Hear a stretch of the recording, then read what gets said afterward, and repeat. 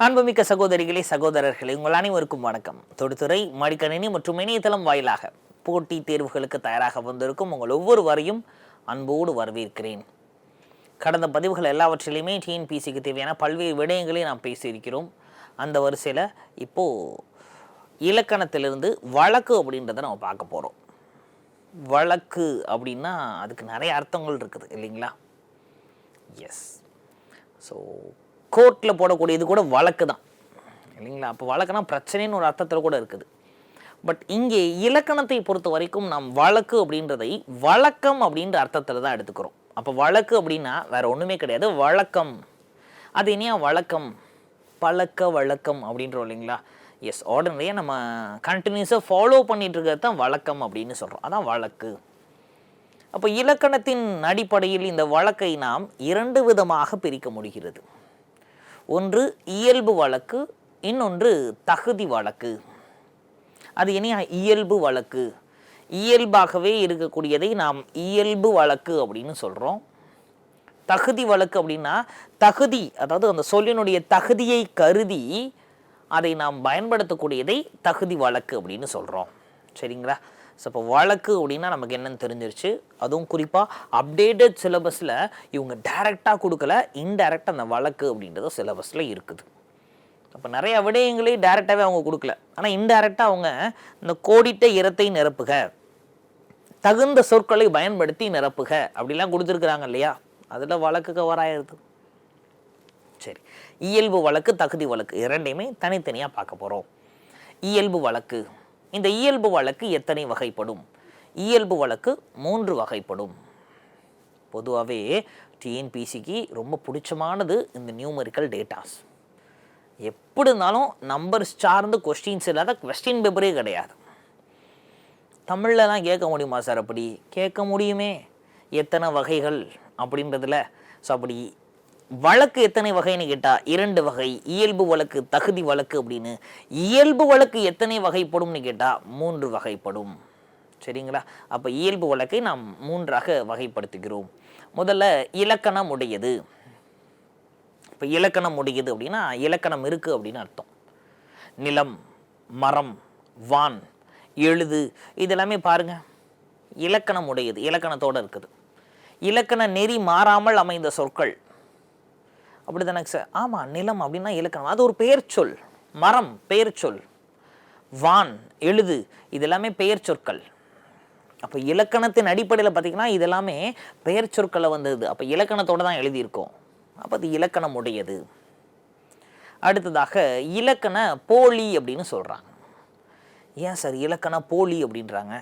இலக்கணத்தின் அடிப்படையில் அது தப்பு, ஆனாலும் நாம் அதை சரியாக எடுத்துக்கொள்கிறோம். சரிங்களா?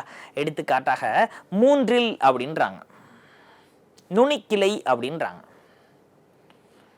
அது என்ன சார் 3ல் நுனிக்கிளை? அப்போ நுனிக்கிளை அப்படின்னு எடுத்துக்கோமே. நுனிக்கிளை தான் நம்ம சொல்லியிருக்கோம், அந்த நுனிக்கிளையாக பார்த்து வெட்டுங்கப்பா அப்படின்னு. ஆக்சுவலாக நுனிக்கிளைன்றது இலக்கணத்தின் அடிப்படையில் தவறு. இந்த ஆங்கிலத்தில் பிளெண்டிங் ஆஃப் வேர்ட்ஸ்னு ஒரு கான்செப்ட் இருக்குதுங்க. அதாவது எப்படி சொல்கிறாங்க அப்படின்னா மோட்டர்வே ப்ளஸ் ஹோட்டல் அப்படின்னா அதை மோட்டர்வே ஹோட்டல் சேர்த்து மோட்டல் அப்படின்னு சொல்லுவாங்க. சரிங்களா? பிரேக்ஃபாஸ்ட், லஞ்ச் அதை மொத்தமாக சேர்த்து பிரஞ்ச் அப்படின்னு சொல்கிறாங்க. அப்போ அதே மாதிரி கிளையின் நுனி அப்படின்றத நாம் கிளை நுனி அப்படின்னு தான் சொல்லியிருக்கணும். புரியுதுங்களா? கிளையினுடைய நுனி பகுதி, அப்போது கிளையின் நுனி பகுதியை கிளை நுனி அப்படின்னு தான் சொல்லணும். ஆனால் நாம் அப்படியே திருப்பி நுனிக்கிளை அப்படின்னு சொல்கிறோம். அதாவது இந்த உவமை தொகை உருவகம் அப்படின்றத நம்ம படிச்சிருக்கோம் இல்லைங்களா? அப்போ மலர் விழி அப்படின்னா எப்படி? மலர் போன்ற விழி, அதான் மலர் விழி அப்படின்னா அது உவமை தொகை. அப்படி திருப்பி போட்டு விழி மலர் அப்படின்னா அது உருவகம் அப்படின்னு சொல்கிறோம்ல. அதே மாதிரியே இலக்கணத்தின் அடிப்படையில் நாம் கிளையின் நுனிப்பகுதி அதை கிளை நுனின்னு சொல்லணும், ஆனால் அப்படி திருப்பி நுனிக்கிளைன்னு சொல்லிக்கிட்டு இருக்கோம். ஸோ அதனால தான் இந்த இலக்கண போலியை இவங்க முன் பின்னாக்க தொக்க போலி அப்படின்னு சொல்கிறாங்க. ஏன்? முன்னாடி வருது பின்னாடியும், பின்னாடி வருது முன்னாடியும் போயிருக்குங்க. அதான் அது முன் பின்னாக்க தொக்க போலி. சரிங்களா? அப்போது நகரின் புறப்பகுதி. அப்போ நகரின் புறப்பகுதினா ஊருக்கு வெளியே. அதை எப்படி சொல்கிறாங்க? புறநகர் அப்படின்னு சொல்கிறோம். ஆக்சுவலாக எப்படி சொல்லிக்கணும், நகர்ப்புறம். நகருக்கு புறம், நகர்னா ஊருக்கு வெளியே, அதான் நகர்ப்புறம். ஆனால் நாம் புறநகர் அப்படின்னு சொல்லிக்கிட்டு இருக்கிறோம். சரிங்களா? எஸ். அப்போது வாசல் இருக்குது இல்லையா, அந்த வாசல் வாயில் அப்படின்றோம். அது வாயில் கிடையாது, இல்வாய். ஏன்? இல்லத்தினுடைய வாய். அப்போ இல்லத்தின் வாய்ப்பகுதி, அதான் சரியான தமிழ், அதான் சரியான இலக்கணம். இல்லத்தின் வாய்ப்பகுதியை நாம் இல்வாய் அப்படின்னு தான் சொல்லி இருக்க வேண்டும். ஆனால் நாம் இல்வாய் அப்படி திருப்பி வாயில் அப்படின்னு சொல்லிட்டு இருக்கோம். அப்போ இலக்கணத்தின் அடிப்படையில் அது தப்பு. ஆனால் முன்னாடி இருக்கிறத பின்னாடியும் பின்னாடி இருக்கிறத முன்னாடியும் போடுறதுனால தான் இதை முன்பின் தொக்கப்போலி அப்படின்னு சொல்கிறாங்க. சரிங்களா? ரைட். இறுதியாக மருவு அப்படின்றாங்க. அப்போ மருவு அப்படின்னா பல்வேறு காலகட்டங்களில் இலக்கண நெறியிலிருந்து பிறழ்ந்து மாறி வரக்கூடியது. அப்போ மருவி வரக்கூடியது, அதைத்தான் மருவு அப்படின்னு சொல்கிறாங்க.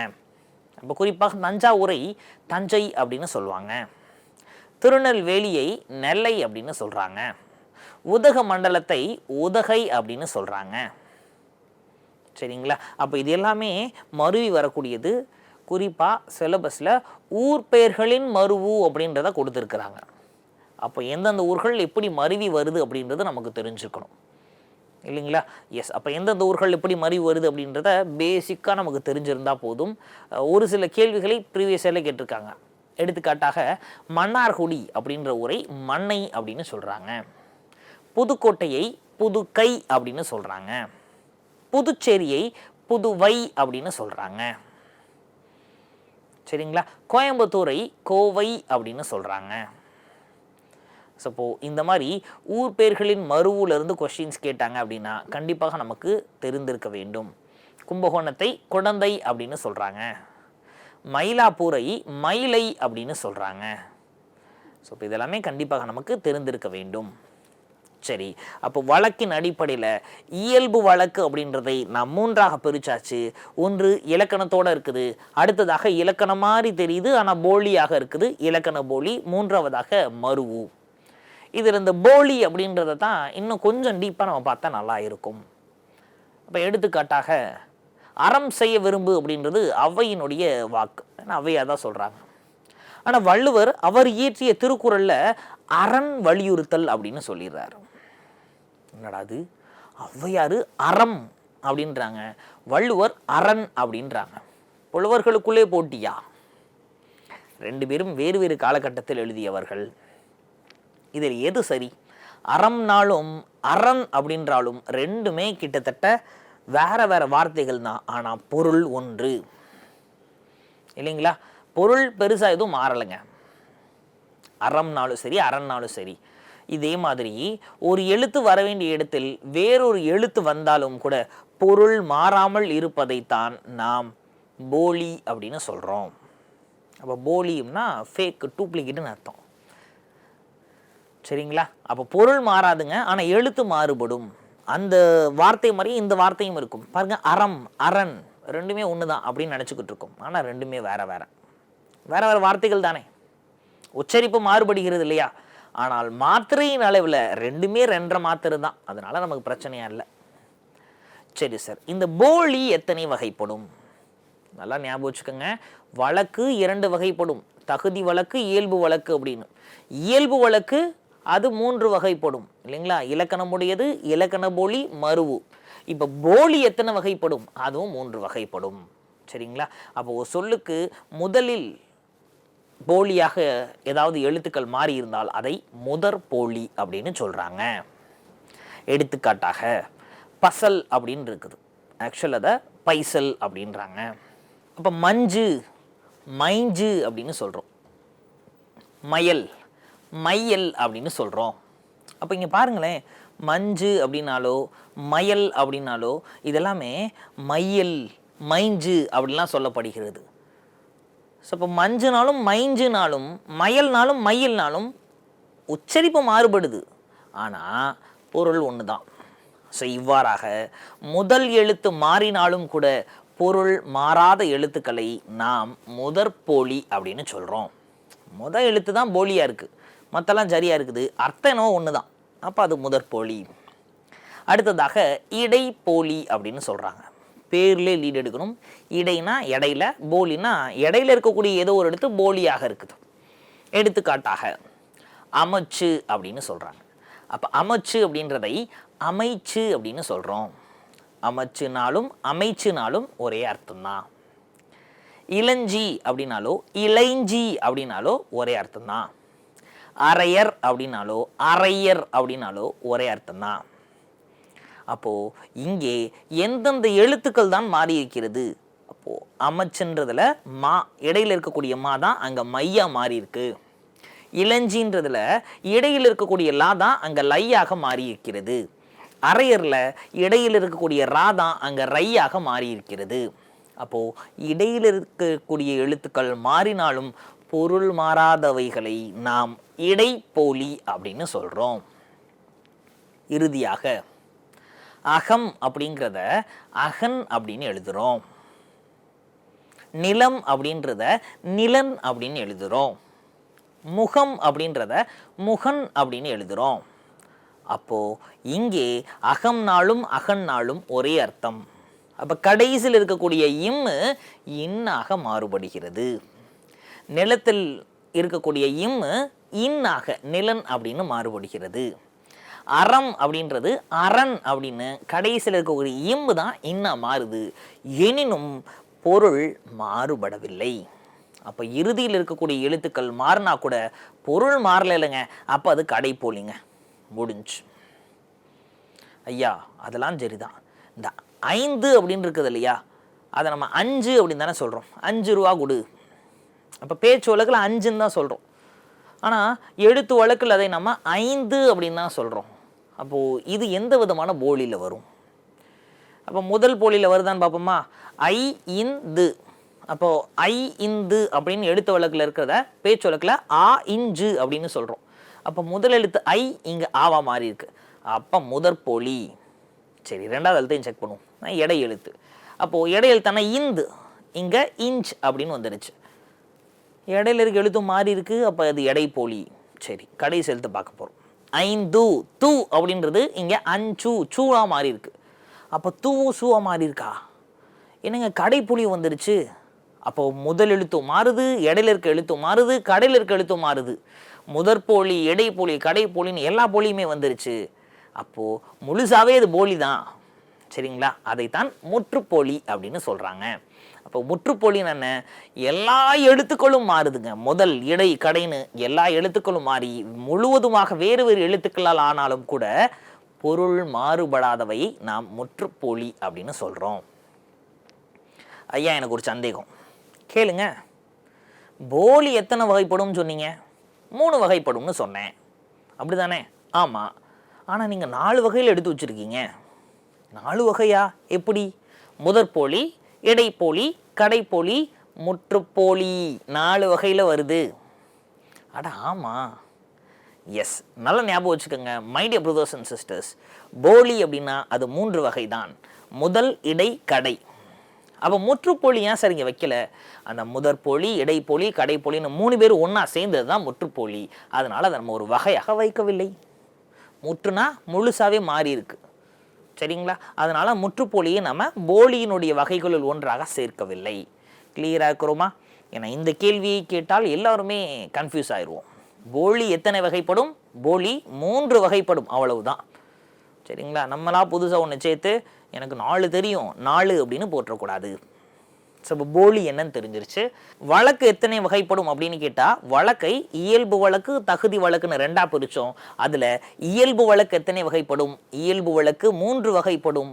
முதலில் இலக்கணம் உடையது, அடுத்ததாக போலி, அடுத்ததாக மறு.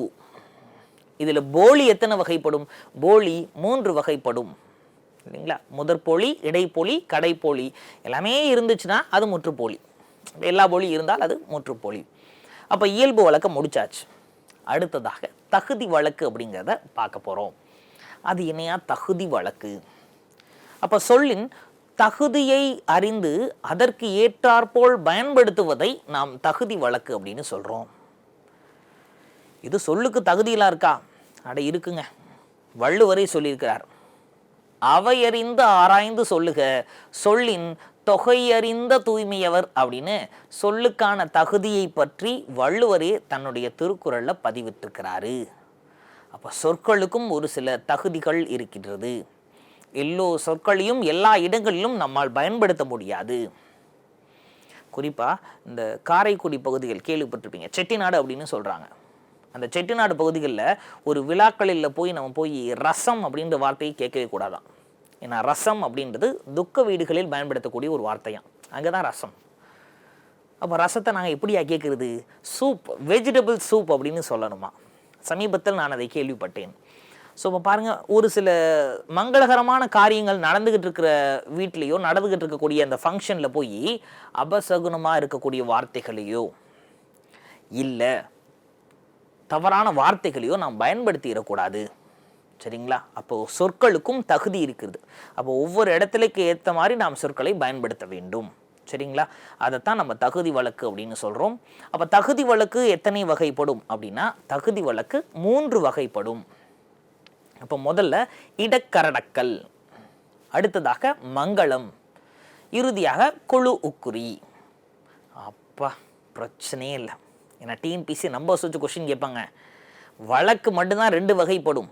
அதுக்கப்புறம் பார்த்த எல்லாமே 3 தான். இயல்பு வழக்கு 3 வகைப்படும், போலி 3 வகைப்படும், தகுதி வழக்கு 3 வகைப்படும், எல்லாமே 3. சரிங்களா? பிரச்சனையே கிடையாது. அப்போ டன், கன்ஃபியூஸ் ஆக மாட்டோம்ல. ஸோ இப்போ தகுதி வழக்கில் முதல்ல நம்ம பார்க்கக்கூடியது இடக்கரடக்கல். அது என்னையா இடக்கரடக்கல்? அப்போது வெளிப்படையாக சொல்ல முடியாத ஒரு சிலவற்றை மறைமுகமான சொற்களை வைத்து சொல்வது இடக்கரடக்கல். அப்போ ஒரு சில விஷயங்கள் வெளிப்படையாக சொல்ல முடியாது, அது இன்டைரக்டாக தான் சொல்லணும். வெளிப்படையாக சொன்னால் கொஞ்சம் கூச்சமாக இருக்கும், கூச்ச சுபாவமாக இருக்கும் அன்வாங்கல்ல, அந்த மாதிரி. ஸோ எடுத்துக்காட்டாக, கால் கழுவி வந்தான், ஒன்றுக்கு போய் வந்தான், குழந்தை வெளியே போய்விட்டது. அப்போது இதெல்லாம் பாருங்கள், வெளிப்படையாக சொல்ல முடியாது. அப்போ குழந்தை வெளியே போய்விட்டது அப்படின்றோம். குழந்தைக்கு தவக்கவே தெரியாது, அது எப்படி வெளியே போகுது? அப்போது குழந்தை வெளியே போய்விட்டது அப்படின்னா, குழந்தை ஒன்றும் வெளியே போகலை, குழந்தையின் வயிற்றில் இருக்கக்கூடிய அழுக்குகள் வெளியே வந்து விட்டது. குழந்தை மோஷன் போயிருச்சு, அதை சபையின் நாகரிகம் கருதி வெளியில் சொல்ல முடியாதுல்ல, அதனால குழந்தை வெளியே போய்விட்டது அப்படின்னு சொல்கிறோம். அப்போ அதே மாதிரி சபையின் நாகரிகம் கருதி ரெஸ்ட் ரூம் யூஸ் பண்ணணும் அப்படின்றதுக்காக உடனே நம்ம சிறுநீர் கழிக்க சென்று வரவா அப்படின்னு கேட்க முடியுமா? இல்லை எங்கடா அந்த பையனை காணா அப்படின்னு கேட்டோன்னே உடனே அவன் சிறுநீர் கழிக்க சென்று விட்டான் அப்படின்னு சொன்னால் அது சபையின் நாகரிகம் கருதி நல்லா இருக்காது. அதனால தான் நம்ம ஒன்றுக்கு போய் வந்தான், 2க்கு போய் வந்தான் அப்படின்னு சொல்கிறோம். அப்போது நாம் இருக்கக்கூடிய இடத்தின் நாகரிகம் கருதி வெளிப்படையாக சொல்ல முடியாத ஒரு சில விஷயங்களை மறைமுகமாக வேறொரு வார்த்தைகளை பயன்படுத்தி சொல்கிறோம் இல்லைங்களா, அதைத்தான் இடக்கரடக்கல் அப்படின்னு சொல்கிறாங்க. பொதுவாகவே இந்த இடக்கரடக்கல் அப்படின்ற டேர்மை நமக்கு புதுசு. ஆனால் இந்த இடக்கரடக்கல்லை நாம் பல்வேறு இடங்களில் பயன்படுத்தி வைக்கிறோம். ஸ்டொமக் வாஷ் பண்ணிட்டு வந்துடுறேன் அப்படின்னு வாங்க இல்லைங்களா, I am going to use the rest room. இப்போ டாய்லெட், பாத்ரூம் அப்படின்னு கூட சொல்ல மாட்டோம், ரெஸ்ட் ரூம். ரெஸ்ட் எடுக்கிற மாதிரியா இருக்கும் அந்த ரூமு? இல்லை இல்லைங்களா. பட் இருந்தாலும் நம்ம நாகரிகம் கருதி இடக்கரடக்கல்லை நாம் பயன்படுத்தி வருகிறோம். இடக்கரடக்கல்லை தான் பயன்படுத்துகிறோன்னே தெரியாமல் பயன்படுத்திக்கிட்டு இருந்திருக்கோம் பாருங்க. சரிங்களா? ஓகே. அப்போ தகுதி வழக்கில் அடுத்து 2வதாக மங்களம் அப்படின்றத நம்ம பார்க்குறோம். மங்களம் அப்படின்னாலே அப்போது சுப மங்களம் அப்படின்றாங்க. அப்போ மங்களகரமாக அப்படின்றோம் இல்லைங்களா. மங்களம் அப்படின்னாலே ஒரு பாசிட்டிவ் வைப் கொடுக்குற மாதிரி நம்ம சொல்கிறோம், ஒரு நல்ல வார்த்தை. திருமுகம் வந்தது, இயற்கை எய்தினார். அப்போ ஒரு நபர் செத்துட்டார் அப்படின்னு சொல்ல முடியாது இல்லையா, அதனால அதை எப்படி பாசிட்டிவாக சொல்கிறோம், இயற்கை எய்தினார். விளக்கான அப்படின்னு சொல்ல முடியாது எல்லார் முன்னாடியும், அது நாகரிகமாக இருக்காது. விளக்கை குளிரவை அப்படின்றோம். சரிங்களா. கருப்பாடு அப்படின்னு சொல்ல முடியாததை சொன்னால் அது நாகரிகமாக கருப்பாடு அப்படின்னு, அதனால் அதை நம்ம வெள்ளாடு அப்படின்னு சொல்கிறோம். அப்போது அமங்கலமாக இருக்கக்கூடிய சொற்களை நாம் மங்களமான சொற்களாக மாற்றி பயன்படுத்துவதைத்தான் மங்களம் அப்படின்னு சொல்கிறாங்க. அப்போ அமங்கல சொற்களை நாம் பயன்படுத்தினா அது நெகட்டிவாக இருக்கும். சபையின் நாகரிகம் கருதி அமங்கல சொற்களை நாம் பயன்படுத்துவது கிடையாது. நெகட்டிவாக சொல்ல வேணாம் அப்படின்னு நம்ம பாசிட்டிவான வார்த்தைகளை பயன்படுத்தி குறிப்பிடுவது மங்களம். இறுதியாக குழு உக்குறி அப்படின்றாங்க. பேர்லேருந்தே லீட் எடுக்கணும்.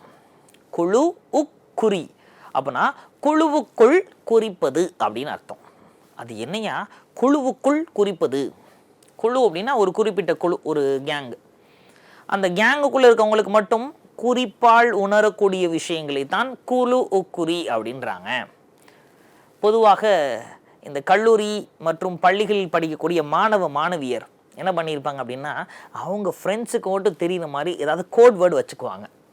மேபி உடன் படிக்கக்கூடிய நண்பராக இருக்கலாம், தோழனாக தோழியாக இருக்கலாம், ஏன் சம்டைம்ஸ் அவங்களுடைய டீச்சர்ஸ்க்கு கூட ஏதாவது நிக்நேம் வச்சு சொல்லுவாங்க. அந்த நிக்நேம் நமக்கெல்லாம் தெரியாது, ஆனால் அவங்க குழுவில் பயணிக்கக்கூடிய நபர்களுக்கு மட்டும் தெரியும். அந்த மாதிரி ஒரு குழுவினர் தங்களுக்குள் பயன்படுத்தி கொள்ளக்கூடிய சொற்களை தான் குழு உக்குறி, அதாவது குழுவுக்குள் குறிக்கும் சொற்கள் அப்படின்னு நம்ம சொல்கிறோம். எடுத்துக்காட்டாக தங்கத்தை அச்சிடக்கூடிய பொற்கொள்ளர்கள் இருக்காங்க இல்லையா, அவங்க எல்லாத்துக்குமே இந்த தங்கத்தை எடு, தங்கத்தை விரி அப்படி சொல்ல மாட்டாங்களாம். அவங்க தங்கத்தை பரி அப்படின்னு சொல்கிறாங்க. பரி எடுத்துட்டு வா, பரி அச்சிடு அப்படின்றாங்க. அப்போ பரினா நமக்கு தெரிஞ்சு பரி, அதாவது சின்ன பரினா குதிரைன்னு அர்த்தம், பெரிய பரினா பறித்தல்ன்றதான் நமக்கு தெரியும் இல்லைங்களா? எஸ். ஆனால் அவங்க பரின்ற வார்த்தையை பயன்படுத்துகிறாங்க. அதே மாதிரி துணியை நெய்யக்கூடியவர்கள் இந்த துணி எடு, துணி அங்கே வை அப்படின்னு சொல்ல மாட்டாங்களாம், காரை அப்படின்ற வார்த்தையை பயன்படுத்துகிறாங்களாம். அப்போ ஆடையை காரை அப்படின்னு சொல்கிறாங்க. அப்போது இதே போல் ஒரு குழுவினர் தங்களுக்குள் மட்டும் பயன்படுத்தி கொள்ளக்கூடிய வார்த்தைகள் மற்றவங்களுக்கெல்லாம் பெருசாக புரியாது, புரியவே கூடாதுன்னு கிடையாது. தாங்கள் அந்த வார்த்தைகளை பாரம்பரியமாக பயன்படுத்தி வருகிறார்கள். அதே வார்த்தையை என்ன காரணத்துக்காக பயன்படுத்த ஆரம்பித்தாங்க நமக்கு தெரியல, ஆனால் அன்று முதல் இன்று வரை அப்படி பயன்படுத்திக்கிட்டு இருப்பதால் அதை நாம் குழு உக்குறி அப்படின்னு சொல்கிறோம். சரிங்களா? எஸ். அப்போது இடக்கரடக்கல் அப்படின்றது தான் மற்றவர்களுக்கு வெளிப்படையாக சொல்ல முடியாதை சொல்கிறது. அப்போ குழு உக்குறியும் இடக்கரடக்கலும் ஒன்றா? இடக்கரடக்கல் வெளிப்படையாக சொல்லவே முடியாத சொற்கள், அது சொன்னால் கூச்சமாக இருக்கும், அதனால் அப்படி சொல்கிறது இல்லை. ஆனால் குழுவுக்குறி வெளிப்படையாக சொல்லலாம், இருந்தாலும் நாம் குழுவிற்கென்று தனியாக ஒரு பெயரை ரொம்ப எளிமையாக சொல்லிட்டு இருக்கோம். பொன் தங்கம் அப்படின்னே சொல்லாமல் பரி அப்படின்றத எளிமையாக சொல்ல முடியுது. ஆடை அப்படின்றத சொல்லாமல் காரை அப்படின்னு சொல்கிறாங்க. சரிங்களா? அப்போ குழுவுக்குறி வேற, இடக்கரடக்கல் வேற. இடக்கரடக்கல் எல்லோருக்கும் புரியும், குழுவுக்குறி எல்லோருக்குமே புரியும், ஆனால் அந்த குழுவினர் மட்டும் ஸ்பெசிஃபிக்காக பயன்படுத்தக்கூடியது குழுவுக்குறி. அப்போது வழக்குனா என்னன்றது நமக்கு தெரிஞ்சிருச்சுங்க இல்லைங்களா? வழக்கமாக நாம் பயன்படுத்தக்கூடியது தான் வழக்கு அப்படின்னு சொல்கிறோம். இயல்பு வழக்குனா என்ன அப்படின்றதும் தெரிஞ்சிருச்சு. இயல்பு வழக்கை 3ஆக பிரித்து இலக்கணம் உடையது எப்படி, அப்போ இலக்கணத்தின் அடிப்படையில் என்ன எப்படி இருக்குன்னு பார்த்தாச்சு. போலினா என்ன அப்படின்றத பார்த்தாச்சு. மருவு அப்படின்னா என்னன்றதையும் பார்த்தாச்சு. தகுதியின் அடிப்படையில் இடக்கரடக்கல்னா என்ன, மங்களம்னா என்ன, குழு உக்குறினா என்ன அப்படின்றதும் பார்த்தாச்சு. சரி சார், எக்ஸாமில் கொஸ்டின்ஸ் எங்கேருந்து அதிகமாக கேட்குறாங்க? மருவு அப்படின்னு இருக்குது இல்லையா, அதுலேருந்து கேள்விகள் சமீபத்தில் கேட்குறாங்க. குறிப்பாக அப்டேட்டட் பண்ண சிலபஸில் ஊர் பெயர்களின் மருவு அப்படின்னு ஒரு டாப்பிக்கே கொடுத்துருக்குறாங்க. ஸோ இப்போ இருக்கக்கூடிய ஊர் பெயர்களினுடைய மருவுலேருந்து நமக்கு கேள்விகள் கேட்கலாம். இப்போ சமீபத்தில் நடந்து முடிந்த தேர்வுகளில் மயிலாப்பூரை கேட்டிருந்தாங்க. மயிலை என்று மருவு பெயர் இருக்கக்கூடிய ஊர் எது அப்படின்னு. ஆப்ஷன் ஏ மாயவரம் கொடுத்துருந்தாங்க, ஆப்ஷன் பி மயிலாடுதுறை கொடுத்துருந்தாங்க, ஆப்ஷன் சி மயிலாப்பூர் கொடுத்துருந்தாங்க, ஆப்ஷன் டி மந்தைவெளி கொடுத்துருந்தாங்க. நிறைய பேர் மயிலாடுதுறைன்னு நினச்சி மயிலாடுதுறைன்னு போட்டு வந்துட்டாங்க. அப்போ மயிலை அப்படின்னா மயிலாப்பூரை தான் மயிலை அப்படின்னு சொல்கிறாங்க. அதே மாதிரி தஞ்சாவூரை தஞ்சை அப்படின்னு சொல்கிறாங்க. திருச்சிராப்பள்ளியை திருச்சி அப்படின்னு சொல்கிறாங்க. சரிங்களா? நாகப்பட்டினத்தை நாகை அப்படின்னு சொல்கிறாங்க. உதகமண்டலத்தை உதகை அப்படின்னு சொல்கிறாங்க. கோயம்புத்தூரை கோவை அப்படின்னு சொல்கிறாங்க. திருநெல்வேலியை நெல்லை அப்படின்னு சொல்கிறாங்க. கும்பகோணத்தை குடந்தை அப்படின்னு சொல்கிறாங்க. மன்னார்குடியை மண்ணை அப்படின்னு சொல்கிறாங்க. புதுக்கோட்டையை புதுகை அப்படின்னு சொல்கிறாங்க. புதுச்சேரியை புதுவை அப்படின்னு சொல்கிறாங்க. நான் இப்போ சொன்ன இந்த ஊர்கள் தான் இது வரைக்கும் கேள்விகளாக கேட்கப்பட்டிருக்கிறது. இதுக்குள்ளே தான் சுற்றி சுற்றி கேட்டுக்கிட்டு இருக்காங்க. ஒருவேளை நாம் எழுதக்கூடிய தேர்வுகளிலும் இதுக்குள்ளேருந்தே கேட்டாங்கன்னா ரொம்ப சந்தோஷமாக சொல்லிட்டு போயிடலாம். ஸோ இப்போது இலக்கணத்தின் அடிப்படையில் நாம் இவை அனைத்துமே பார்த்தாச்சு. கிளாஸஸ் பார்க்குறதோடு மட்டும் நின்று விடாமல் பார்க்குற கிளாஸஸை நோட்ஸாக எழுதியிருப்பீங்க, அதை ரிவிஷனும் பண்ணுங்கள். மீண்டுமாக வேறொரு பதிவில் சூப்பராக சந்திக்கலாம். Wish all the very very very best. விதைத்து கொண்டே இருங்கள், முளைத்தால் மரம் இல்லையேல் உரம் அப்படின்றது மட்டும் ஞாபகம் வச்சுக்கோங்க. கடினமாக உழையுங்கள், இந்த தேர்விலேயே உங்களால் வென்றுவிட முடியும். ஒருவேளை இந்த தேர்வில் நீங்கள் சரியாக எழுத முடியாவிடில், இல்லை சந்தர்ப்ப சூழ்நிலையால் சரியாக முயற்சி எடுத்தும் எழுத முடியாவிடில், அடுத்த தேர்வுகளை எதிர்கொண்டு மகிழ்ச்சியோடு எழுதுங்கள். கண்டிப்பாக ஒரு நாள் விடியும், அந்த நாள் உங்கள் ஒவ்வொரு பெயரையும் சொல்லும். நன்றி.